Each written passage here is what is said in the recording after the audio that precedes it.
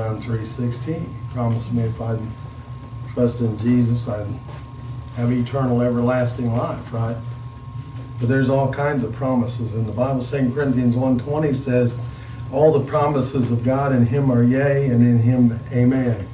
You know, if the Lord tells you something, makes you a promise, He'll keep it. Yeah, that's right. Some people make you promises and they don't keep They them. don't keep them.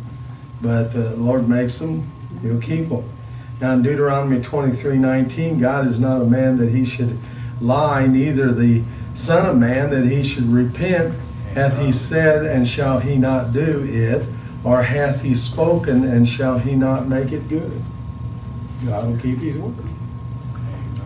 But you know, some people get the idea once you get saved, you don't have any more problems.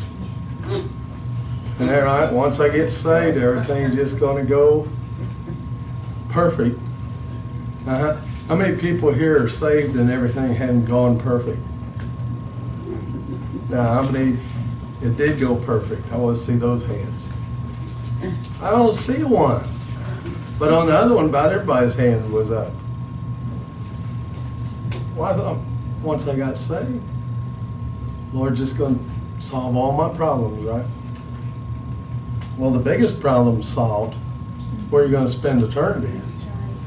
Isn't that true? And like I say, there's a passage in, let's go to Deuteronomy chapter 33. Deuteronomy chapter 3. And Lord's going down through the different tribes here, talking about how God blessed them. You know, there's 12 tribes of Israel, right? And he talks about how God blesses the different tribes, and he gets down here to Asher in verse 24. Let's go down there. Deuteronomy 33, verse 24 and following. And Asher, he said, let Asher be blessed with children. Let him be acceptable to his brethren, and let him dip his foot in oil. Now, thy shoes shall be iron and brass, and as thy days, so shall thy strength be. Why would you have iron and brass? Anybody here got iron and brass shoes? They'd get kind of heavy, wouldn't they? You ever see those? Used to have motorcycle races, and the guy would have a metal plate on his shoe, and when they'd go around the corner, he'd put that down on the ground, keep from falling over, because the motorcycle would go over so far, you know. Well, the reason I would think you need an iron and brass shoe is that the road's going to be rough. What do you think? Even if you're saved, the road could be rough. Anybody here been across any rough roads? I remember down in Kentucky, my great-grandparents, my dad had a Buick, 55 Buick, and set kind of low. And we'd go down in to go to my grandparents, and we couldn't go all the way to his house because it would drag. And because the road was so bad. And then we'd go so far and then had to get out and walk up to the house. And I can remember that as I was young. Verse 26, there is none like unto the God of Jeshua. I think that's Jerusalem, idea of Jerusalem, isn't it?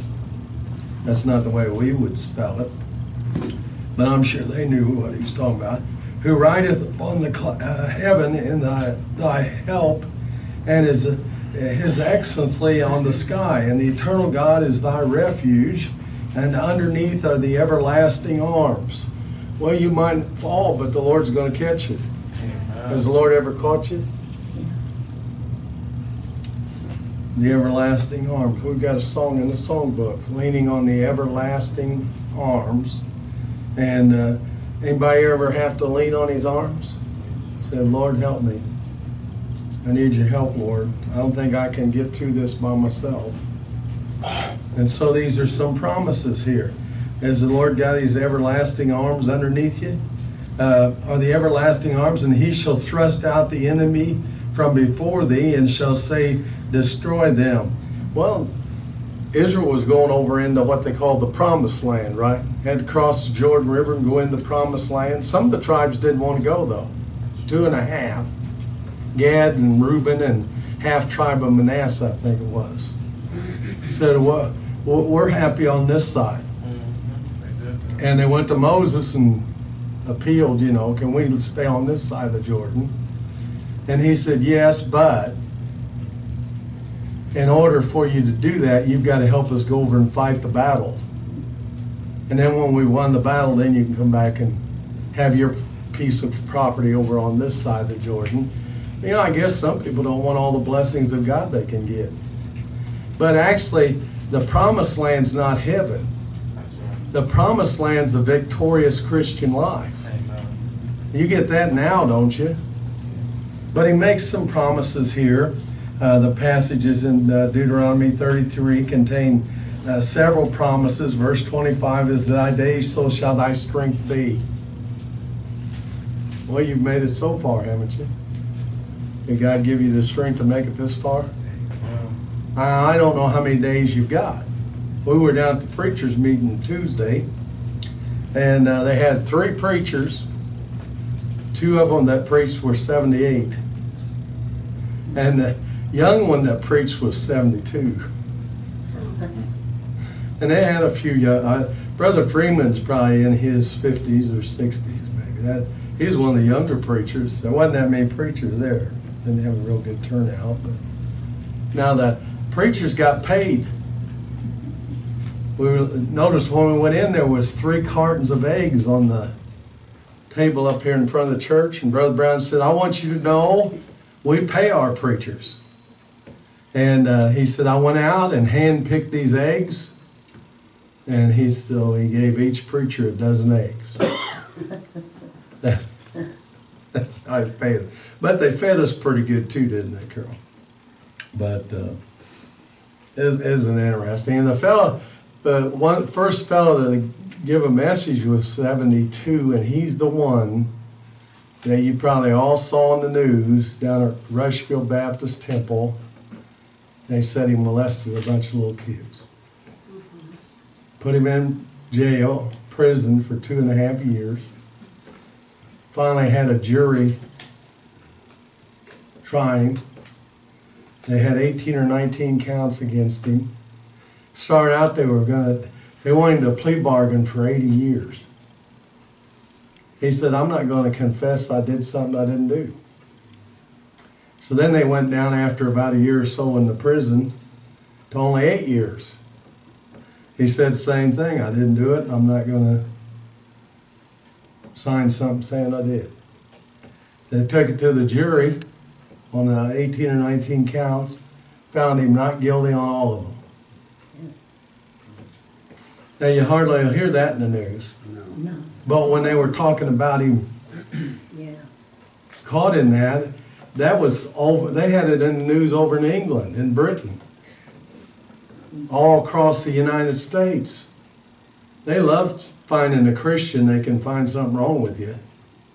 But then when it's proved you're innocent, then they don't want to talk about it. They don't mention that. I've thought about having him and his wife come and give their testimony, what they went through. He actually tried to commit suicide through that. But he didn't die. I think the devil was, you know what he said? He asked those preachers, he said, have you done anything to make the devil mad? If you have, he'll try to stop you. He'll try to do something to you. He sure will. That's right. If you've really tried to do something for God, now if you're just going along with the world, the devil doesn't need to mess with you. But if you're trying to do something for God, tell people how to get saved, the devil's going to come after you. That's a fact. And the devil is real. But anyway, Asher was going to go on a journey. He needed some iron and brass shoes, so it was going to be a rough journey. You know, you're on a journey. This world is not my home. I'm just passing through. My treasures are laid up somewhere beyond the blue. The angels beckon me from heaven's open door, and I can't feel at home in this world anymore. I don't really feel at home in this world. I'm feeling less at home all the time. With some of the laws our government has passed in recent years, America has really gone downhill. And we need to get back. We don't need to, the way we'd really make America great again would be to get back to God. People get back in church and go to praying and reading your Bible and witnessing to people and living a separated life. That's what we need to be doing. Amen. Don't be looking at the other guy. You just do it yourself. And if enough of us would do that, that would have a lot to do with how this country would be working. Yeah. And the reason a lot of the country's in the mess it is because the Christians are messed up. Kind of where it starts, isn't it? But anyway, he's on this journey. Says, my shoes are going to be iron and brass. And I think he's warning him that it's going to be a rough journey. You know, it's kind of hard sometimes going through this life. We've already kind of got into that, haven't we? Abigail's not feeling good, right, Manny? And Julie neither. And Julie? So they couldn't make it to church this morning. Well, they don't miss church much, do they? But you know, when you put on your shoes, you get an idea of, if I put on cleats, what would you figure? I'm probably going to be playing football, right? Or baseball or something. Or, you know, a football player, he puts on cleats. So if you can tell by what kind of shoes I put on, you can get an idea of what I'm going to be doing. But you know, if I was going to put on a pair of house shoes, what would you think? I'm not going out. I'm going to stay in. Going to relax, right? Or if, suppose I put on some work shoes. That give you an idea? I remember when Brian come to live with us, I don't know how old was he? 10 years old. He had this little pair of boots. And he says, those are my work boots. And I laughed. I never did see him doing much work in them, did you? They had some work boots. So if we're going to put work boots on, let's go to work.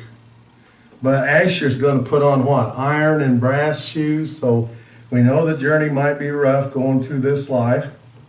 And thy shoes shall be iron and brass. And he's saying the journey will not going to be easy. The road was going to be rough. And so even though we're Christians, that doesn't give us a guarantee everything's going to go wonderful. We're not going to have any problems. Matter of fact, I think if anything, you're probably going to have more problems after you get saved than you had before, because the devil doesn't like the idea you got saved. Now, you can't take your salvation away from you. But, you know, not always easy to live the Christian life, but because the devil, he's going to attack you. One fellow got saved, a Christian, and he hadn't been saved very long, a few months, and later he comes to the preacher that led him to the Lord. Matter of fact, Kenny Gwill died. He and his wife went back in this room with me some years back, and I took them through the plan of salvation. They prayed and asked the Lord to save them. His wife had already, Barbara, died a few years back.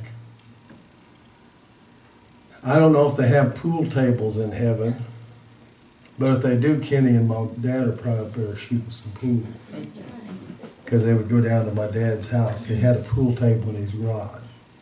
Now, I don't think he gambled with it, but he enjoyed it. But now, I probably shouldn't say this. Kenny's daughter said you had to watch my dad because he liked to win and he'd cheat. I guess he was competitive, you know. But anyway, that fella come to the preacher and he says, I've never had so much trouble in my life as I have since I've gotten saved. And he says, everything's going wrong. Everything's going wrong. And the preacher explained to him before he was saved, the devil was his friend or his ally. Because you're going along with the devil, right? Did the devil want you in church this morning? Well, he'll do what he can to keep you out here. True. Then if you do come, he'd probably try to get you to think about something besides what the preacher's preaching about in the Bible. And but the preacher explained to him before he was saved, the devil was his friend on his side. But then he said after that, the devil's your enemy. 1 Peter chapter 5, verse 8. Everybody knows the verse. 1 Peter 5:8, be sober, be vigilant, because your adversary, the devil, is a roaring lion, walketh about seeking whom he may devour. Now, there's one place, and I wrote it down home. It said that the wolf got a hold of the sheep, and the only thing was left was some fur and a piece of an ear. Devil will chew you up. Devil's he's going to do everything he can to discourage God's children. Sickness, whatever. He can do it. He has some power. Only one with more power than the devil's God. Yeah. Man sure doesn't have enough power to resist the devil on his own. Michael even said when he was contending with the devil, I think it may be in the book of Jude, said, God rebuke you. Michael was an archangel. He protected the nation of Israel. But he said, I can't handle the devil. That's right. And Michael was a high-ranking, probably one of the top 3 good angels in power. Best I can study it out in the Bible. But the devil was way up there too before he fell. But the Lord can handle the devil. And the Lord's going to send an angel down one of these days and chain the devil up. I heard some Church of Christ preacher saying one time, I got upset, it was years ago. I was driving in the car on the way to church. And he said, you can't chain a spirit being. And I thought, well, you're denying the Bible. Mm-hmm. My Bible said in Revelation chapter 20 that an angel is going to come down and bind Satan. Amen. And put him in the bottomless pit, not hell, Right. bottomless pit. Devil will go into hell later, lake of fire. You know, we start out to live for God, and God's going to meet us with opposition. The famous Cornish miner Billy Bray said he thought he could reach a place where he wouldn't have this problem with the devil anymore, but he said he never did get there. Not in this life. And you'll think, you know, you'll win one battle against the devil and you think you're doing pretty good, and he'll pop up over here someplace else. Isn't that about the way it works? Now, Martin Luther one time threw an inkwell and splattered ink all over the wall because he felt like he was so impressed with the devil. There's been about 3 times in my life I really felt like the devil was trying to kill me. I really felt like he was trying to get rid of me. Now, that's just my experience. It doesn't mean anything to you. Yeah, it does. But it means something to me because I went through it. And some of you might have been through some things like that.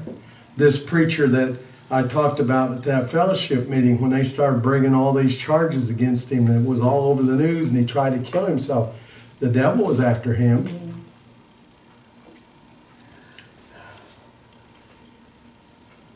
Because he was trying to do something for God. Now, I'm not trying to scare you into not living for God. I want you to realize God's more powerful than the devil. Amen. Apostle Paul said in 1 Thessalonians chapter 2, verse 18, wherefore we would have come unto you even as I, Paul, once and again, but Satan hindered us. If the Apostle Paul could be hindered, you could be hindered. Isn't that true? And think of the Satan hindering the Apostle Paul, like I say. He's a pretty good Christian, wasn't he? He wrote the biggest good part of the New Testament, started all kinds of churches. But he even had a thorn in the flesh. That's right. Prayed 3 times to get it fixed, and the Lord said, my grace is sufficient. I'm not going to take it away, but I'll get you through it. Amen. Right. Galatians 5:17, for the flesh lusts against the spirit, and the spirit against the flesh, and these are contrary, the one to the other. So, you know, another thing, not only is the devil our enemy, and your old nature's your enemy. There's a battle starts when you get saved between the old and the new nature. That's what that verse has a reference to. For the flesh lusts against the spirit against the flesh, and these are the contrary, the one to the other. And so when we trust Christ, God gives us a divine nature. Well, we were born with an old nature. So then it starts. Before we get saved, we not too concerned about a lot of spiritual things, are we? We didn't care whether people went to church or not. We didn't care whether anybody was saved or not. We might not even care what the Bible said. You know, 2 Peter 1:4, whereby are given unto us exceeding and great precious promises, that by these you might be partakers of the divine nature. We got a new nature when we got saved. Amen. You didn't have a new nature before you got saved. You just had an old nature, and your old nature just going along. Now you get saved, you get a new nature.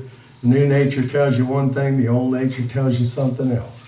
If you want to study that in some more detail, go to Romans chapter 7 and 8 and read those two chapters and you'll learn quite a bit. 1 John chapter 1 verse 8 says, if we say that we have not sinned, we deceive ourselves and the truth is not in us. That old nature says it's not sin. New nature says it is sin. Amen. Oh man, what am I going to do now? Does that make it harder? Do you need those iron and brass shoes? You know those everlasting arms underneath you? And God gives you the strength for the journey, doesn't He? You know, you're on a journey. Amen. Some of you aren't as far along as others. We've got some up in, what, 80? In the early 80s? We got some others that are in their 30s, 20s. They're just getting started on the journey. Then, of course, we got some all in between there. But the old nature wrestles against the new nature. But we don't have to yield to the old nature.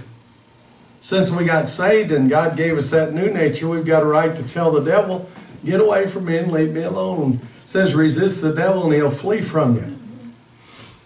But sometimes, you know, if we don't resist him, he's going to get a toehold in there. Now he can't take your salvation away. But he sure will try to take your testimony and your witness away. Yes, He will. And he'll even try to take the desire to live for God away. He'll try to get you out of church. And try to get you to quit reading your Bible and quit praying. And he'll have you hanging around with lost people instead of saved people. Which way you think they'll take you? Down. You know, the journey's also hard because we're in foreign soil. This world's not my home. I'm just passing through here. I'm on my way to heaven. And, you know, I think the closer I am to God, the more I'll realize that. I guess you could read Pilgrim's Progress. I never have. I've tried a few times. I just can't get through it. I guess they got a new kids DVD of it now. I was thought about watching that. But they use the old English and it's kind of, I don't know. It's got a lot of symbolism. It's about the Christian journey through life. Dearly, in 1 Peter chapter 2, verse 11, dearly beloved, I beseech you as strangers and pilgrims, abstain from the fleshly lust which once wars against the soul. We're pilgrims, we're strangers in this world. And old nature's trying to lust against things, and we're supposed to resist that. There's a war going on. He says, dearly beloved. I believe he's talking to Christians there, don't you? Amen. I beseech you. He said, I'm begging. Peter said, I'm begging you as strangers and pilgrims abstain from fleshly lusts which wars against the soul. I already told you that song, right? This world is not my home, so I won't go through that again. But I want you to look in your Bible to Luke chapter 8. Luke chapter 8. Jesus has got the disciples. They're getting into a boat and they're going to go across. And the Lord tells them they're going to go to the other side. And if the Lord tells you you're going to make it to the other side, you think you're going to make it to the other side? Yeah. Well, we get in the boat. We're on our way to heaven, right? And but we're allowed to get in a storm. Sometimes you might get in a storm. And so Luke chapter 8, go to verse 22. Luke 8:22, and we'll read a few verses. But Jesus said unto him, follow me and let the... No. I'm in the wrong place. Yeah. I'm in Matthew. I gotta go 2 more books. Luke, what did I say? 8. 8:22. And here I thought I was doing so good. That was you. Devil probably doesn't want me to do good. But God does. Do you want me to do good? Yeah. Amen. So look at Luke chapter 8, go to verse 22. Now it came to pass on a certain day that he went into a ship with his disciples. Now disciples are followers. Are you a follower of Christ? Now you're not an apostle, but you're a disciple. Right? There's a difference. But I guess these guys were apostles and disciples. Amen. I'm not an apostle. I didn't see Jesus in the flesh with my own eyes. And especially after he rose from the dead. But he's talking here, he says, they get in this ship, the disciples, and he said unto them, let us go over unto the other side of the lake. And they launched forward. Are they going to make it to the other side? Are you going to make it to the other side? Amen. Now, let's read on. But as they sailed, he fell asleep, and there came down a storm of wind on the lake, and they were filled with water and were in jeopardy. So now they get in a big storm. Jesus is taking a nap. You know, even Jesus had to rest when he was in a human body. That's right. You think maybe you need to sometimes? Huh? Verse 24, and they came to him and awoke him, saying, Master, Master, we perish. Or is there anybody perishing? The lost people are all going to perish. The saved people won't perish. We might go through some difficult times, but we're not going to lose our salvation. We're not going to go to hell. Master, we perish. Then he arose and rebuked the wind and the raging of the waters, and they ceased, and there was a calm. And he said unto them, where is your faith? Yeah, I'll tell you, it might take some faith to get through some things. It's true. And they were being afraid, wondered, saying one to another, what manner of man is this? Well, he was a man, all right, but he was God too. Amen. Only one of a kind. The God-man. And anytime somebody denies that Jesus was God, that ought to really upset you. Amen. They attack the deity of Christ, that's fundamental. That's right. Can't let that one go. What manner of man is this? For he commandeth even the winds and water, and they obey him. And he arrived at the country of the Gadarenes. Did they make it to the other side? They do. Right there. And they arrived. Are you going to arrive? Go make it all the way to heaven. Now, I might have some storms along the way, but I'm going to get to heaven. The Lord's going to get me through.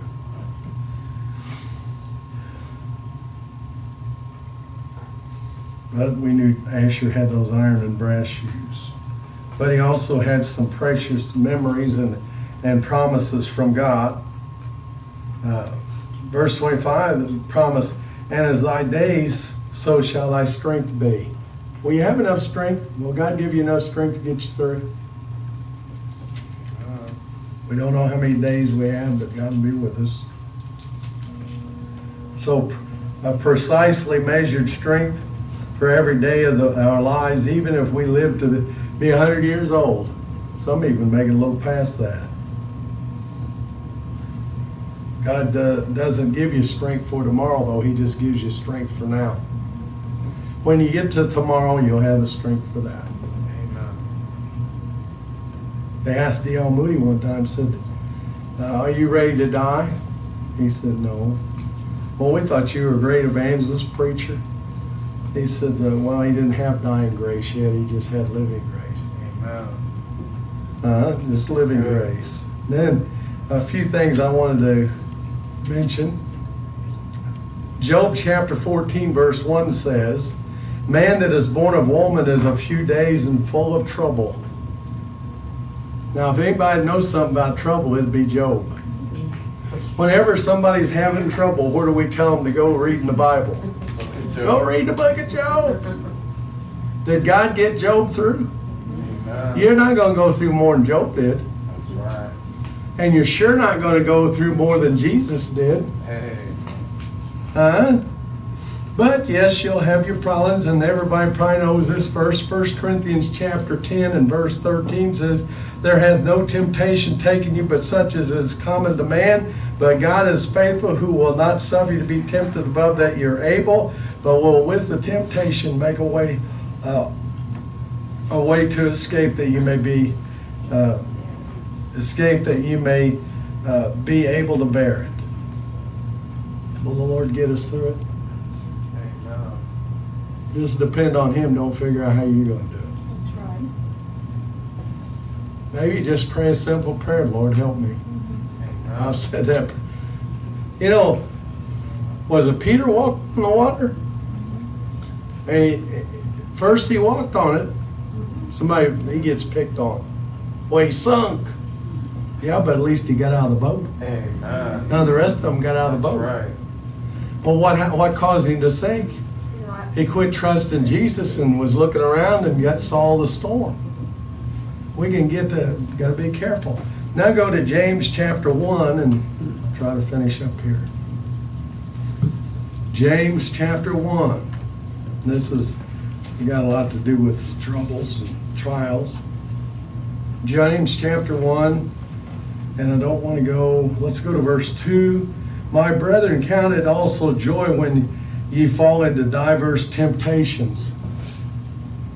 Somebody says, well, that tempting me to sin? No, it just means trouble. Amen. Have you been through diverse temptations? You had any troubles in life? Man, I've had one here in the last couple weeks. I can't get my hot water heater to stop leaking.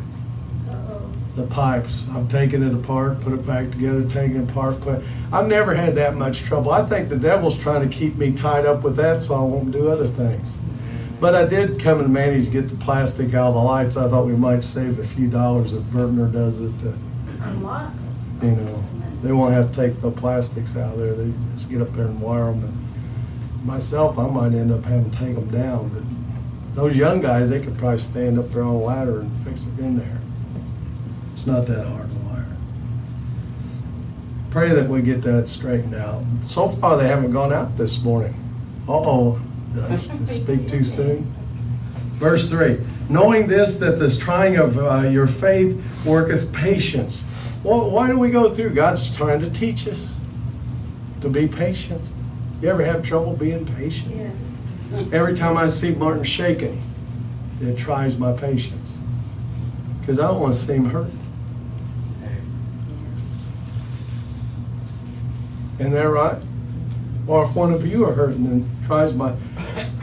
Mary Ann, I don't want to hurt it, keep hurting. I don't want Haley back there to keep hurting. Or any of you.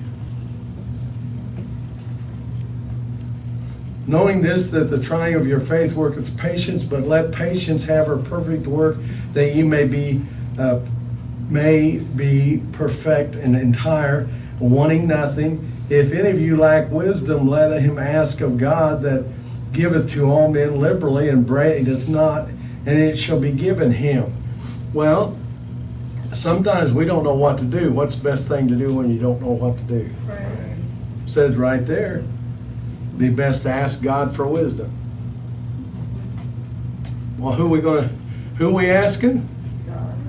God, help me to know how to get through this thing. Lord, help me to be able to stand it. Verse 6, but let him ask in faith, not wavering, for he that wavereth is like a wave of the sea driven with the wind and tossed. For let not that man think that he shall receive anything of the Lord. A double-minded man. Well, there's that old nature, new nature, and the world battling the spiritual, isn't it? Double-minded. Have you ever been double-minded? Well, you know, you keep your mind on the mind of Christ. What would Jesus do? Isn't that the thing to ask? If Jesus was in this situation, what would he do? Well, they nailed him on a cross, didn't they? They put him in a grave. Then he come out of the grave. Amen. And then he proved that he was who he said he was and wandered around here for a while. And then he ascended back up to heaven. And he's getting you a place ready. Said, I go to prepare a place for you. If I go to prepare a place, I'll come again and receive you unto myself, that where I am, there you may be also. I think that myself, we always talk about heaven. I think it's a New Jerusalem, but to me that'll be heaven. Amen. Double-minded man is unstable in all his ways. Let the brother of low degree rejoice in that he is exalted. You know, everybody, oh, I've got it so rough. That's why I don't ever get anywhere in life. Well, you know, my first years of school, I went through the Indianapolis Public Schools. I sure didn't go to any private school. I didn't even go to, and when I finally went out into the township schools that were a whole lot better, I really started to learn to read then. And when I first went out there, I was making F's and zeros, and everybody was making fun of me. Took me 2 or 3 years to catch up. So I believe between the city schools and the county schools, there was 2 or 3 year difference. But then I got caught up. Lord even let me take some college, you know. Amen. But the rich in that he is made low. Well, God's got to raise some up, bring some down. That's right. And going through things, God will be able to get you in the right place. Amen. Isn't that the way it'll work? Mm-hmm. But the rich is that he is made low, because of his, as the flower of the grass he shall pass away. High or low, you're going to pass away. But the thing is, I want to pass away and go be with Jesus. For the sun is not soon risen with a burning heat, but it withereth the grass, and the flower thereof falleth, and the grace of the fashion of it perishes. So also shall the rich man fade away in his ways. You know, sometimes we look at people that are well-to-do. Oh man, I just wish they got their problems too. That's right. Some of them commit suicide. And a lot of them aren't saved because they're dependent on their money. Remember the rich young ruler? And he came to Jesus, and he got down, and he told him how to get saved, and the guy said, well, I can't give up all my money. Yeah. And then he was told what? One thing thou lackest. What was it? A surrender to the Lord. To surrender to God. Even if you're saved, and really I don't think you're saved if you didn't surrender. Amen. Say we get into some of this deep stuff. We don't need to. You just need to get saved. We had a lady used to come. She's in heaven, I believe now. She got ovarian cancer and died. She was what, maybe in her 50s? And she had a couple sons and a daughter. And the one son, he wasn't going to church, wasn't doing right. She said, you just need to get your heart right. You just need to get your heart right. Anybody here need to get their heart right? Let's all stand. Let's turn to page 375. 370.